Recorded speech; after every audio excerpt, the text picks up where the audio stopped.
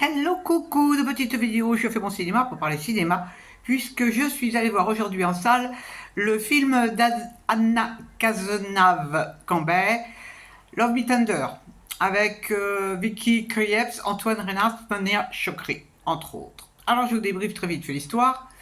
Un jeune couple s'est séparé, ils ont un enfant, lui il bosse, elle aussi, c'est une fille qui a fait des études d'avocat mais qui apparemment est devenue écrivain. Et puis, tout se passe bien, hein, ils ont bien mis en place la garde de l'enfant, une semaine pour l'un, une semaine pour l'autre. Ils ne sont pas divorcés, hein, ils vivent séparés. Et puis, ils sont en très bons termes. Et puis, un jour, Clémence a une idée absolument géniale, c'est de raconter sa vie privée à son ex. Et elle lui dit qu'elle a des relations sexuelles avec des femmes. Elle lui dit donc qu'elle est lesbienne. À partir de ce moment-là, il va y avoir un problème. Parce que le mari, qui est un sacré con d'ailleurs, commence à jouer un petit rôle pas très sympathique, à monter son fils contre elle, si bien que l'enfant va refuser de voir sa mère, et donc ça va donner lieu à une histoire abominable.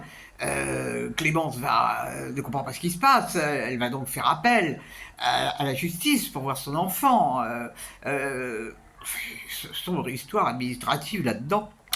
Et donc, l'administration va lui permettre de voir son enfant dans des lieux d'accueil spécifiques parce qu'elle a été accusée de violence, de pédophilie, enfin, la totale, la totale, la totale. Donc on va assister à tout ça. Euh, Elle se bagarre, c'est une femme qui se bagarre. Elle a aussi, on la voit avoir ses aventures avec d'autres femmes. Et puis, de temps en temps, elle va quand même réussir à voir son gamin dans ce centre d'accueil et puis aussi à l'extérieur. Donc, on assiste à tout ça dans le film. Et je ne vous raconte pas la fin. Alors, qu'est-ce que j'ai pensé de ce film? Je suis très...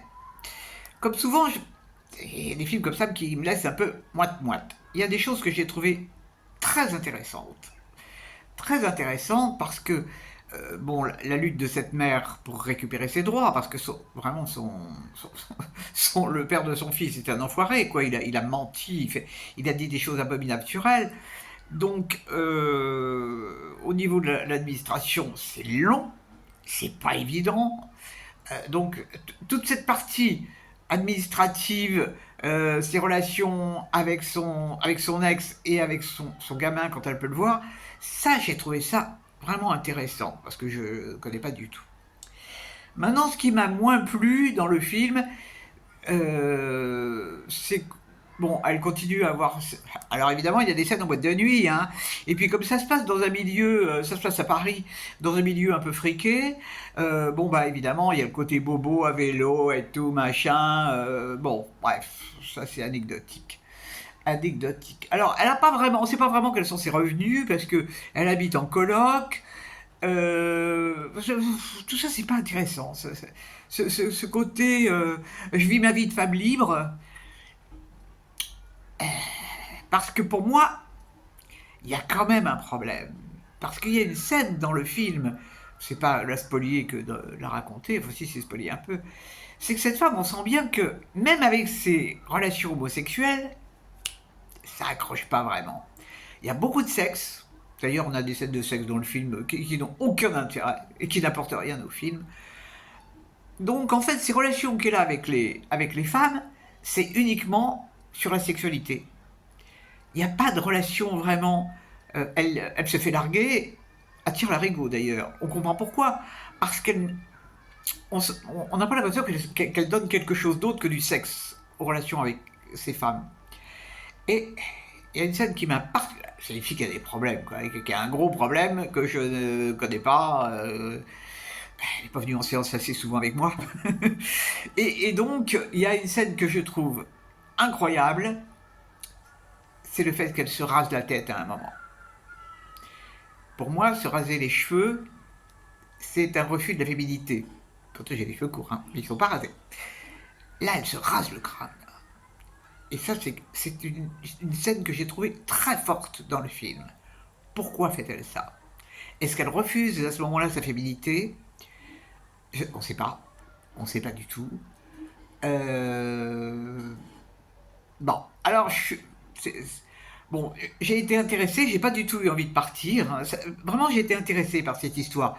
Bon, à part c'est un peu trop long, hein, ça dure 2 heures et quelques.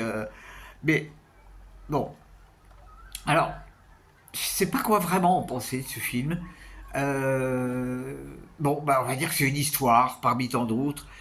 Si ça avait été l'inverse, si elle avait annoncé à son mari qu'elle avait des aventures sans arrêt avec des hommes, peut-être n'aurait-il pas eu cette réaction. Je sais pas, je sais pas. Par contre, à un moment, lui il dit des choses très justes parce que parce que les hommes ne sont pas tous à mettre de côté. On demande certaines choses aux hommes quand ils se séparent de leur femme. Il n'y a pas de raison qu'on ne demande pas la même chose aux femmes. À savoir, il lui dit, tu participes pas aux frais. C'est-à-dire qu'elle ne verse pas de pension alimentaire, rien. Il n'y a pas de raison. Il n'y a pas de raison. Hein. Bon, ça n'est que mon avis. Donc voilà, ça s'appelle Love Me Tender. Il y a un truc qui m'a fait rire dans le film quand même, c'est qu'à un certain moment, elle est un petit flirt avec une jeune fille asiatique, et cette même jeune fille, cette actrice asiatique, jouait aussi dans le rôle, le film qui s'appelle La Petite Dernière. C'est une actrice qui est vouée au rôle d'homosexuel apparemment. Bon, voilà, je plaisante. Hein. Mais bon, ça m'a fait sourire. Voilà, voilà. Love Me Thunder. Peut-être vous l'avez vu. Si vous l'avez vu, n'hésitez pas à laisser vos commentaires. Peut-être vous ne l'avez pas vu. Ça vaut le coup d'aller le voir. C'est quand même un sujet qui sort de l'ordinaire. Voilà, voilà. Eh ben, je vous dis salut, salut, à la prochaine pour parler cinéma ou autre.